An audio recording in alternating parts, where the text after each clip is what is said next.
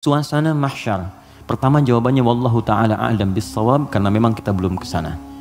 Karena wallahu a'lam itu Allah yang tahu. Maka kita tanyakan kepada Allah, Allah turunkanlah kemudian paparan dalam ayat-ayat Al-Qur'an. Baik. Tentang suasana itu diturunkan satu surah. Surah ke-75. Surah Al-Qiyamah. Persiapannya diturunkan surah Al-Waqi'ah. Surah ke-56. Waktu terjadinya diturunkan surah ke-31 ayat 34. Tentang kiamatnya, peristiwanya, persiapannya. Waktunya tidak diketahui. Dirahasiakan supaya kita semangat untuk beramal dalam persiapannya. Makanya kalau Nabi ditanya kapan kiamat, Nabi balik tanya persiapan kamu apa? Ya. Jawaban Nabi, jangan sibuk pikirkan kiamat, sibuk pikirkan amalan dirimu untuk ke situ. Karena kiamat pun dirahasiakan oleh Allah supaya kita semangat untuk beribadah menyambut itu. Dan gak akan ada umat Nabi Muhammad kemudian hidup saat kiamat, gak ada. Semua akan diwafatkan yang soleh-soleh. Gak akan mengalami itu. Gak akan mengalami. Semua wafat. Maka turun Quran surah ke-31 ayat 34. Innallaha indahu ilmus sa'ah.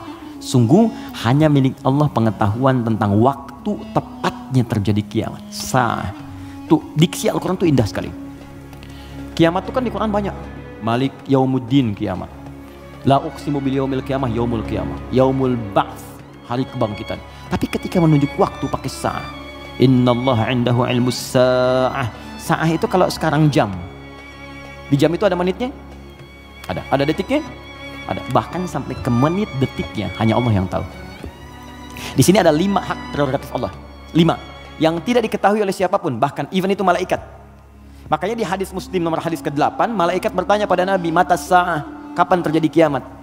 Kata Nabi, mal mas'ulu anha bi'a'lama minas sa'il. Yang ditanya tidak lebih tahu daripada yang bertanya.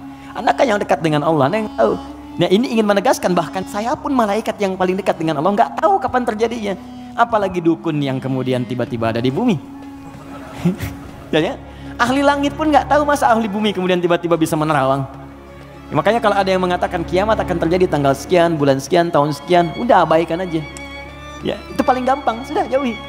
Saya di Garut dulu tahun 99, itu menjelang tanggal 9, bulan 9, tahun 99, tersebar isu akan terjadi kiamat.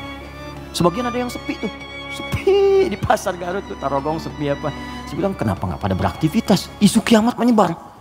Tiba-tiba nggak terjadi, diundur katanya ke tahun 2012. Terjadi pengunduran kiamat, Anda bayangkan. Jadi itu poinnya. Jadi kalau waktu, jangan ditanya kapan terjadi. Yang penting untuk diketahui adalah persiapan kita apa. Dan paling dahsyat adalah jika terjadi perbuatan-perbuatan yang dengan perbuatan itu tanda-tanda kemudian kiamat itu semakin menuju dekat. Tapi dekat dalam pandangan Allah dengan kita berbeda. 1 hari bagi Allah hitungannya hari, bagi kita kan 1000 tahun. Ya kan? Bagi Allah dekat nih. Iqtarabatis sa'atu wan syaqqal qamar. Bulan telah terbelah, kiamat semakin dekat. Kiamat semakin dekat itu bukan saat Bang Deddy bikin sinetron 15 abad yang lalu itu turun ayat kiamat sudah dekat, itu kalimat Quran. Kiamat sudah dekat 15 abad yang lalu, cuman sudah 15 abad belum kejadian. Karena bagi Allah tuh gampang, tinggal 10 hari lagi, tinggal 7 hari lagi, cuman sehari itu kan ribuan tahun. Jelas ya? Maka jangan dipikirkan waktunya. Tapi Nabi kemudian ditanya oleh malaikat, ma amaratuha, apa tanda-tandanya? Ya, idza talidal amatu rabbataha, jika sudah budak melahirkan tuannya. Wa antaral khufatal arata, ya, jika seorang budak melahirkan tuannya. Jika engkau melihat seorang penggembala bertelanjang kaki, telanjang dada, kemudian berlomba-lomba meninggikan bangunan. Ya, budak melahirkan tuannya, itu ada yang menyebutkan suasana sudah mulai terbalik. Halal dianggap haram, haram dianggap halal. Yang benar jadi salah, yang salah jadi benar, yang benar dibikin disertasi, dibikin tulisan ilmiah. Ya, tiba-tiba dikalahkan oleh yang salah, kan? Yang salah kemudian menyebar, jadi dianggap biasa. Jika sudah maksiat tingkat yang tinggi dianggap biasa, bukan yang rendah. Zina itu min sab'il mubiqat, 7 yang menyebabkan kehancuran, dosanya besar. Zina itu seperti pembunuhan, dosa besar. Makanya kalau ada yang menghalalkan dosa besar dianggap murtad, keluar dari Islam, dan dia harus bertaubat. Makanya kita dorong dengan doa, diarahkan lagi, kan? Mungkin karena ketidaktahuannya, kan? Itu cara berpikirnya demikian. Saya tidak mengajarkan mencela, saya menjauhi itu. Ya, kita ajarkan dengan perasaan baik, kita doakan, tak ajarin lagi sepanjang dia masih hidup. Jadi kalau ada teman-teman yang diajak oleh orang lain terpengaruhi, kita sepanjang kita hidup supaya kita saat ditanya oleh Allah, dengan jawaban kita itu aja. Ya, apa pernah ada Nabi mengharapkan umatnya ke neraka? Tidak, lantas kenapa Anda memvonis dia sebagai ahli neraka? Alih-alih kita vonis, kenapa nggak kita doakan? Allah itu maha kasih, bukan hanya maha menghukum. Rahmat Allah lebih luas daripada hukumannya. Kenapa sekarang banyak sifat hukuman ditampilkan, kasih sayangnya dihilangkan? Yalah, doakan. Share kebaikan, doakan saudari kita, doakan saudara kita, ajak kepada yang baik. Kalau ada berbuat maksiat, sampaikan. Bukan cuma kamu aja yang pernah bermaksiat. Yang lebih buruk daripada kamu pernah ada dan dia tobat. Masa orang jahiliyah tobat, kamu yang bukan jahiliyah nggak tobat? Nggak keren ah. Gitu. Bagaimana kalau wafat dalam keadaan maksiat? Apa kamu rela ibumu yang sudah mengandungmu melihat anak yang berbuat seperti ini? Kalau kamu kira-kira punya anak, mau nggak kira-kira anak kamu berbuat seperti ini? Seperti itu aja. Jadi ketika ada seorang minta izin untuk berzina, boleh nggak saya berzina ya Rasulullah? Ya, kata Nabi, bagaimana kalau kemudian ibumu berbuat seperti itu? Bagaimana kalau ibumu dizinai? Bapakmu dizinai? Jangan ya Rasulullah. Ya itu yang kamu zinai itu boleh jadi kemudian dia ibu bagi anak-anak orang lain. Seperti itu cara berpikirnya. Jadi kalau kita selalu mengangkat orang untuk mengarahkan pada kebaikan, maka dakwah ini akan semakin luas diterima dalam kemuliaan dan beban kita pun akan berkurang. Ada saatnya hitam putih itu mesti muncul dalam perkara tauhid. Tauhid itu nggak ada abu-abu, hitam putih. Allah Tuhan, yang lain bukan. Selesai. Tapi fikih itu fleksibel untuk memberikan kemudahan. Sholat nggak bisa berdiri, duduk. Nggak bisa duduk, berbaring. Berbaring sulit, bergerak. Bergerak sulit, berkedip kan? Berkedip sulit, disolatkan. Semua ada turunannya. Ya, selesai sampai tuntas. Oke? Jadi waktu tidak ada yang tahu. Suasana disampaikan supaya kita merasakan dahsyatnya itu. Turun surah Al-Qiyamah. La uqsimu biyaumil qiyamah. Quran surah 75. Wa la uqsimu bin nafsil lawwamah. Kata Allah, saya bersumpah kiamat pasti terjadi. Dan saya bersumpah pada saat itu banyak yang menyesal dan mencela dirinya. Lawwamah itu pencela. Mencela, aduh kenapa saya nggak begini, nyesel saya begini. Sama kayak Anda misalnya punya masalah dengan pasangan, Anda marah-marah sama istri. Setelah itu Anda menyesal, ya kenapa saya mesti marah sih? Kau jelaskan duduk dengan tenang juga bisa, kenapa saya marah ya, saya menyesal ya Allah. Tapi biasanya pertama setan akan menghambat kita untuk berbicara dulu, ditahan. Jadi diam-diaman gitu. Itu begitu tuh caranya. Itu di Quran ada. Dan solusinya juga ada. Dan ada penyesalan setelah itu. Sama ke anak juga begitu. Anak berbuat salah terus kita marah ya. Kamu ini kemarin nggak ngerti mama ya. Tapi setelah itu ya Allah kok saya marah sih. Ya, kok saya marah sih gitu kan. Nah itu lawamah namanya. Mencela diri pada sesuatu yang tidak seharusnya terjadi. Hari kiamat lebih banyak lagi. Kenapa dulu saya nggak sholat? Kenapa dulu saya nggak beriman? Kenapa dulu saya begini? Itu kiamat.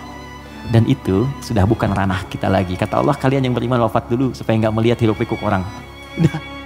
Biarkan mereka sibuk menyesali dengan apa yang telah mereka kerjakan. Karena kamu dakwahi, nggak mau beriman juga. Diberikan 5 kali sehari petunjuk dari bangun tidur sampai tidur lagi. Nih Allah nih, syahadatlah, ayo sholat, ayo beramal. Ini Allah nih, Allahu Akbar. Bahasa Arabnya, ya asyhadu an la ilaha illallah. Kan 5 kali kan?